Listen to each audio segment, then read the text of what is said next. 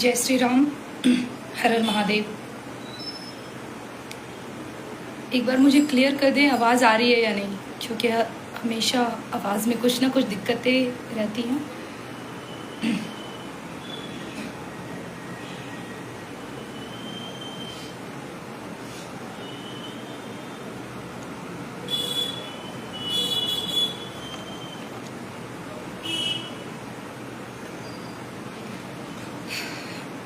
धन्यवाद। हर हर महादेव। जितने भी लोग मेरे लाइव में जुड़ पा रहे हैं, और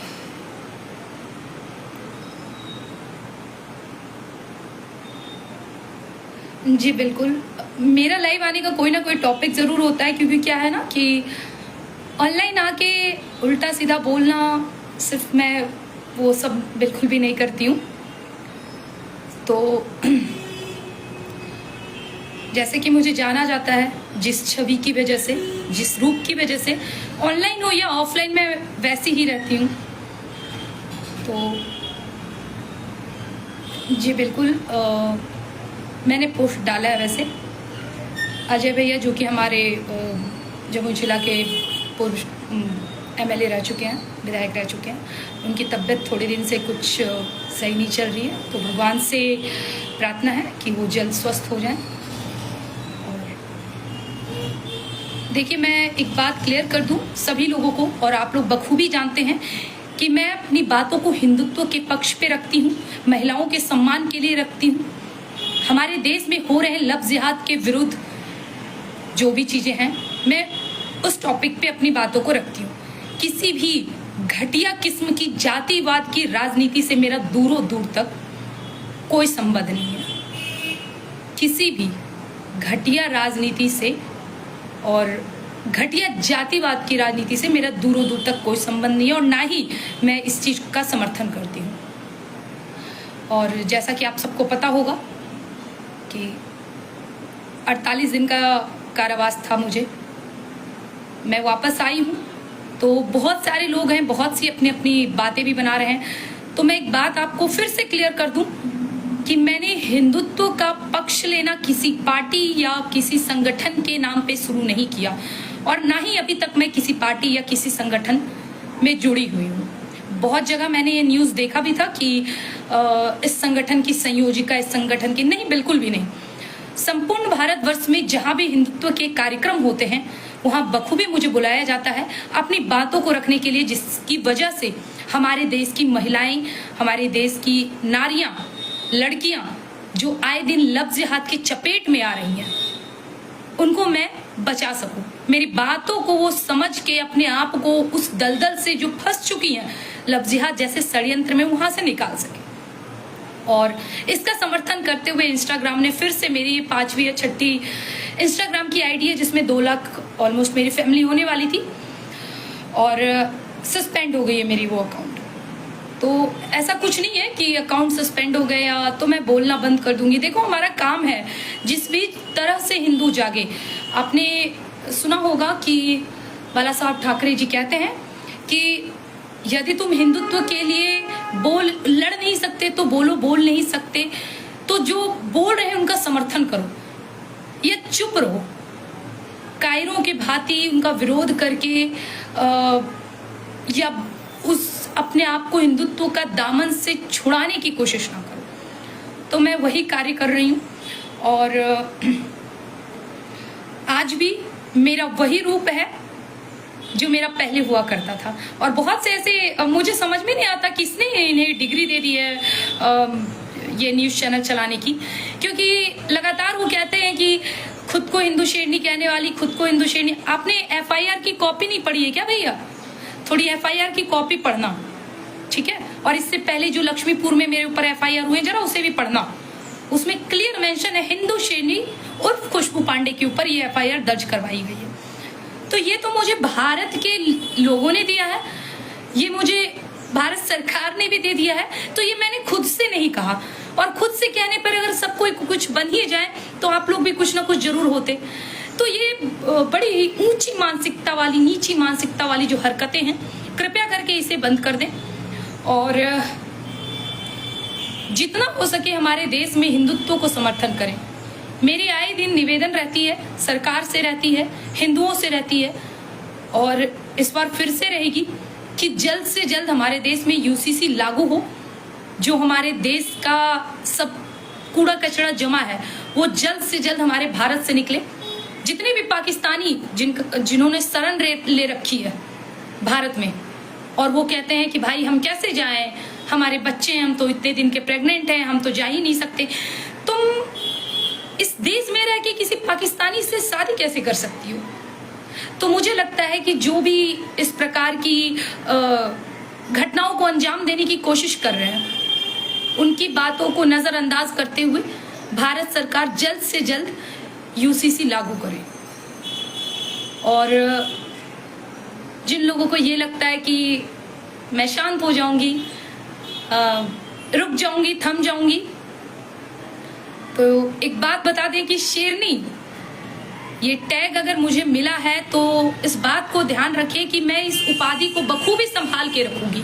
और शेरनी अगर शांत होती है तो इसका मतलब ये नहीं कि वो डर गई है, इसका मतलब ये है कि वो किसी बड़े शिकार की तलाश में है।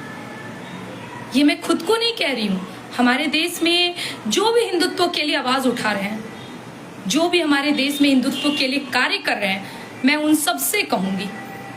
और एक सबसे जरूरी बात, अगर कभी जरूरत पड़े तो डट के सामना करना सीखिए। या तो हमारी जान जाएगी या तो सामने वाले की। लेकिन अगर कोई लड़की किसी उस जगह जहां पे दंगे का माहौल है वहां फंस चुकी है तो वहां से भागना नपुंसकता है। मैं इस बात को इसलिए बार बार कह रही हूं ताकि आप लोगों को याद रहे। और इतने दिनों में मैंने बस एक ही चीज सीखा है, दुश्मन से बाजी जीत गए पर हम अपनों से हारे हैं। लेकिन जो भी चीजें हैं, चलिए अच्छी बात है, जो भी चीजें हुई अच्छी बात है। और अभी पहलगांव भी हमारे भारत का एक वो बिंदु बन चुका था जिस पर सभी लोगों का बखूबी नजर था कि वहां पे धर्म पूछ के मारा गया। तो जब ऐसी गतिविधियां हमारे भारत में होती है तो कभी न कभी कहीं ना कहीं हमारा दिल कचोटता है कि हम और आप आखिर हैं कौन? क्या वाकई में हम भारत के निवासी हैं जहां पे हमें अपना धर्म छुपा कर रहना पड़ेगा? तो ये तो संभव नहीं होना चाहिए और ना ही हम इसे होने देंगे। सबसे जितने भी हिंदू मेरी बात सुन रहे हैं, आप सबसे हाथ जोड़ के बस यही निवेदन है, कुछ दिन और बचे हैं, अभी भी समय है, संभालिए अपने आप को और हिंदुत्व को,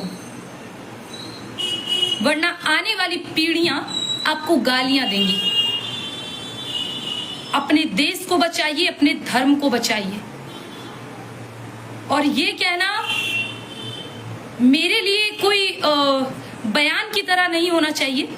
मुझे ऐसा लगता है कि पूरे देश में जितने भी सनातनी हैं उन्हें अपने स्तर से अपने सनातन का रक्षा के लिए हर एक कदम उठाना चाहिए, अपनी बहन बेटियों की रक्षा के लिए हर एक कदम उठाना चाहिए, देश के लिए, धर्म के लिए, गौ रक्षा के लिए, स्त्री रक्षा के लिए। और मैं फिर से कहता हूँ, ये सिर्फ कहना मत, बहुत से लोग हैं मैंने कहते हुए सुना है, लेकिन सच बताऊं तो मुझे भरोसा नहीं है।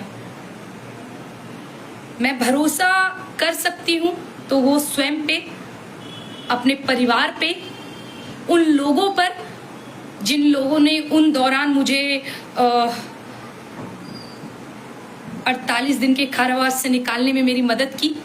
तो जाहिर सी बात है, जितने अधिवक्ता हैं, जितने भी मेरे समर्थक रहे हैं, उन सब से बहुत बहुत धन्यवाद हाथ जोड़ के मैं कहूँगी। और बहुत से लोग ऐसे भी हैं जो मेरे सपोर्ट में वीडियोस बना रहे थे, ट्वीट कर रहे थे, ट्रेंडिंग पे लेके आ गए थे भाई। तो ये इज्जत, ये सम्मान मैंने कमाया है। और मुझे लगता है जमुई जैसे शहर, जिस जगह की मैं रहने वाली हूँ, वहां पे किसी भी प्रकार की जातिवाद की राजनीति बिल्कुल भी ना हो। और जब तक मैं जीवित हूं क्योंकि इंसान का सबसे बड़ा डर होता है जेल जाना। भाई लड़की होके जेल 48 दिन के जेल से वापस आए हैं, अब तो मेरे अंदर डर नहीं बचा। जो थोड़ा बहुत था शायद अब कुछ बेहतरीन कर सकूं और बेहतरीन करूंगी, बस इंतजार करिए। आप सभी से यही कहूंगी। और लड़कियां, जो लड़कियां मुझे समर्थन करती हैं, जो लड़कियां मुझे सुनती हैं, उनसे भी मैं बार बार विनती करूंगी, उनकी माताओं से विनती करूंगी कि अपनी बच्चियों को रानी पद्मावती की कहानियां सुनाइए। अपनी बच्चियों को रानी पद्मावती की, रानी लक्ष्मीबाई की, रानी कर्णावती की, रानी दुर्गावती की, हाड़ा रानी की कहानियां सुनाइए, तभी वो लफ्ज जिहाद से बचेंगी। अपनी बेटियों को चांद की तरह खूबसूरत मत बनाइए, जरूरी नहीं है, उन्हें सूरज की तरह बनाइए, सूरज की तरह, ताकि कोई उन्हें घूर के ना देखे, बल्कि घूर के देखने वालों की नजर नीचे हो जाए। मैं बहुत जल्द अपने कार्यों को लेकर आप लोगों के बीच समक्ष आऊंगी, फिर से दहाड़ूंगी, बस इंतजार करिए। और फिर से मैं कह दूं, शेरनी शांत है मतलब डरी नहीं है, मतलब कि वो अपनी आगे की तैयारी में है। और जब शेरनी का पंजा पीछे होता है तो झपट्टा मारने के लिए पूरा शरीर आगे होता है, इस बात को ध्यान में रखिए। चलिए, एक विशेष समुदाय तो मेरे विरोध होगा, मैं इस बात को समझ सकती हूं, लेकिन जो अपने अगर विरोध हो गए वो भी हिंदुत्व में, तो ये कहीं ना कहीं खलने वाली बात है, कहीं ना कहीं ये दिल को चोट करने वाली बात है। तो मैं यही चाहूंगी कि चुनाव भी सही करें। जमुई जिला, अब वहाँ के जो भी जितनी जनता है, मैं भी उसमें हूँ, हम सबके हाथ में है। और मैं एक बार फिर से कह दूं, मैं भारत के केंद्र दिल्ली से हिंदुत्व के लिए आवाज उठाती हूँ, आजीवन उठाती रहूंगी। और मेरे जीते जी बिहार को और खास करके मेरे जमुई जिला को मैं बंगाल के केरला और कश्मीर नहीं बनने दूंगी। इस बात को अपने मस्तक में डाल लीजिए। मैं अपने जीते जी तो कभी नहीं बनने दूंगी। मेरा बिहार, मेरा जमुई जिला हमेशा स्वतंत्र है और स्वतंत्र रहेगा। और एक बात, जिन्हें जो भी उस 16 फरवरी की घटना के दौरान मेरे साथ हुआ, मैं एक ही चीज कहूंगी कि इस देश में रहने वाले भारतीय सनातनी मुसलमानों को अपने सनातनियों से इतनी घृणा की भावना नहीं रखनी चाहिए। जो मैंने इन दिनों देखा है, इतनी घृणा की भावना नहीं रखनी चाहिए। मैं किसी विशेष के लिए तो कहती ही नहीं, मैं तो हमेशा कहती हूँ हमारा देश अब्दुल कलाम का है। हमारे देश में उनको पूजा जाता है जिन्होंने एक हाथ में कुरान दूसरे हाथ में गीता रखा हो, और वो उसकी रिस्पेक्ट करते हैं। ये देश अब्दुल हामिद का है, ये देश रस खान का है, जिनके रस में अभी पूरा का पूरा सनातनी रस गया है, कृष्ण की वाणी में रंग गया है। लेकिन अगर आप ये चाहेंगे कि इस देश में जो आक्रांताएं बाहर से आए हैं, जिन्होंने हमारे देश को लूटा है, हमारी बहन बेटियों की इज्जत उतारी है, हमारी बहनों के साथ दुर्व्यवहार किया है, हमारी मंदिरों को तोड़ा है, हमारे धर्म पर चोटिल किया है, हम उनका समर्थन करें तो ये कतई नहीं होगा, ये कतई संभव नहीं है। इसी रूप को देखना चाह रहे हैं तो एक बार मैं बार बार कह दूं कि बाधाएं आती हैं आए, घिरे प्रलय की घोर घटाए, पांव के नीचे अंगारे, सर पे बरसे यदि जुलाए, निज हाथों में हंसते हंसते कदम मिलाकर चलना होगा, कदम मिलाकर चलना होगा। कदम मिलाकर चलूंगी, और वो कदम मिलाने वाले मेरे परिवार हैं, मेरे सनातनी समाज है, मेरे चाहने वाले हैं, जो भी हैं, आप सबको चलना होगा। और बार बार मैं इस बात को रखती हूं कि जो भी हमारे देश में अभी घटनाएं हो रही हैं, उससे बचना ही एक उपाय नहीं है, उसका तोड़ निकालना जरूरी है, ताकि आने वाली नस्लें, आने वाली पुश्तें हमें गर्व से अपना पूर्वज कह सके। अरे हम अपने पूर्वज के बहुत बहुत कोटि कोटि उन्हें नमन करते हैं, कि इतने अंग्रेजों, इतने इस्लामिक शासनों के बाद भी उन्होंने अपना धर्म परिवर्तन नहीं किया और आज भी हम उन्हें गर्व से आज हम सनातनी खुद को कह सकते हैं। वो हमारे पूर्वजों का देन है। तो हमें भी आने वाला भविष्य अगर सुरक्षित रखना है तो हम सबको मिलकर आवाज उठानी होगी अपने सनातन धर्म के प्रति। और खबरदार, खबरदार जो किसी ने जातिवाद की राजनीति करने की कोशिश की और मेरे साथ, मैं बहुत ही क्लियर कह दूं, और किसी प्रकार का तुष्टीकरण, किसी प्रकार की कमेंटबाजी बिल्कुल भी मत करिएगा। बहुत ही खुली नंगी निवेदन है, बस यही कहना चाहूंगी। और बाकी जय श्री राम, हर हर महादेव। लाइव में जुड़ते रहूंगी आप सबसे और बहुत जल्द आप सभी को मेरा आने वाला कार्य भी दिखेगा। बस अंतिम शब्द यही कहना चाहूंगी, दुश्मन से बाजी जीत गए पर हम अपनों से हारे हैं। दुश्मन से बाजी जीत गए पर हम अपनों से हारे हैं।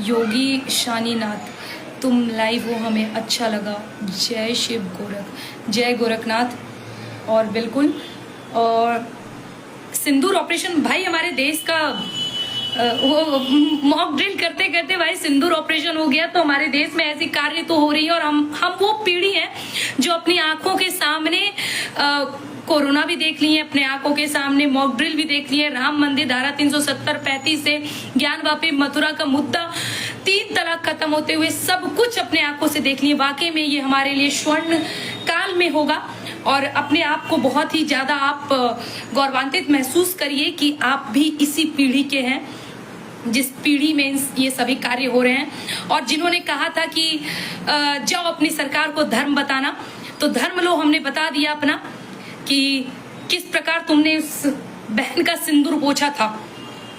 तो जब हम तुम पर चढ़ाई करेंगे तो इसी सिंदूर के नाम पर, और एक चुटकी सिंदूर की कीमत क्या होती है ये आज भारत ने बता दिया, भारत के सैनिक ने बता दिया। और ये वाकई में हमारे लिए बहुत गर्व की बात है। और दोनों को लीड करने वाली भी शोफिया अंसारी और एक प्यामिका सिंह, तो इन दोनों महिलाओं ने अपनी नारी सशक्त का प्रमाण देते हुए जिस प्रकार का हमला किया है, जिस प्रकार सिंदूर ऑपरेशन को अंजाम दिया है, वाकई में हमारे देश के लिए बहुत ही गौरवान्वित विषय है। ऐसे ही नहीं, हमारे भारत में महिलाओं को पूजनीय बोला जाता है, नारी को देवी का रूप बताया जाता है, कारण है। और ये आप देख रहे हैं। और एक महिला है जो ऑन ड्यूटी, शायद जहाँ तक मुझे पता है वो शहीद हो गई हैं, और सबसे कम उम्र की हैं, करीब 27 साल की, किरण शेखावत, राजस्थान की रहने वाली हैं। और वाकई में भगवान उनकी आत्मा को शांति दे। उनके परिवार के साथ अभी हमारा समस्त भारतवर्ष खड़ा है, पूरा देश खड़ा है।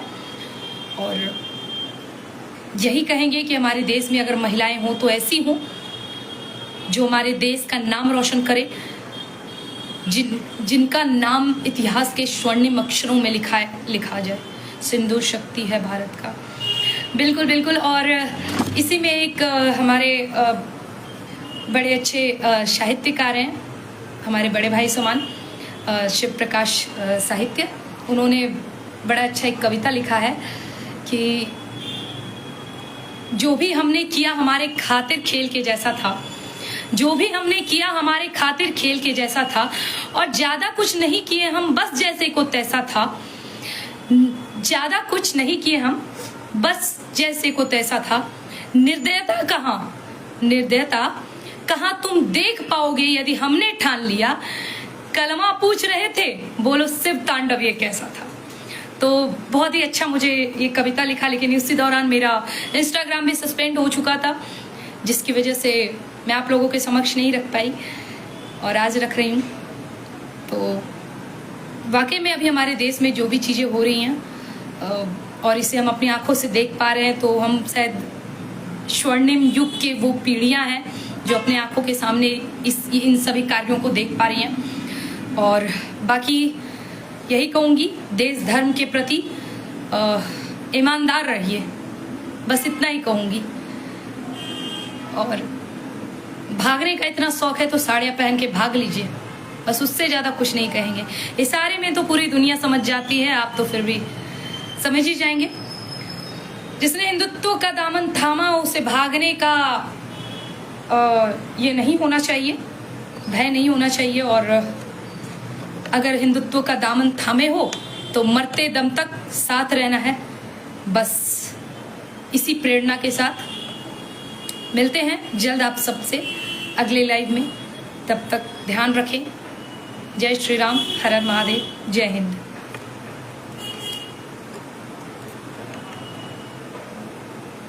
एक मिनट, बस एक लास्ट कहना है। बाहर तो हम आ गए हैं, अब जो हमारे विरोधी थे वो जरा सोच लीजिएगा अब क्या होगा। उससे ज्यादा अभी कुछ नहीं कहेंगे। विरोधी मतलब हर तरह से विरोधी, और सबको समाप्त करना बहुत जरूरी होता है। बस ध्यान रखें इस बात। हर हर महादेव, जय पद्मेश्वर धाम।